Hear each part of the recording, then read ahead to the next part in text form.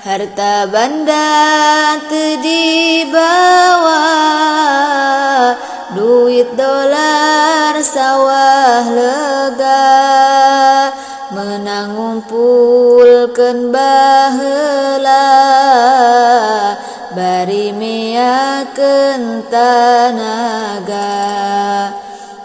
Usaha mati-matian, bari ngarempak larangan, harta jadi kasombongan, ngahina kababaturan.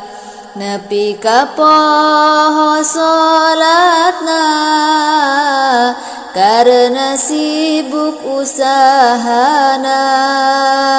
Nepi ka poho zakatna, bawaning ku sarakahna. Ibadah ka popohokeun, henteu inget ka kuburan. Ibadah teu dilakonan, mudah kana kadunyaan.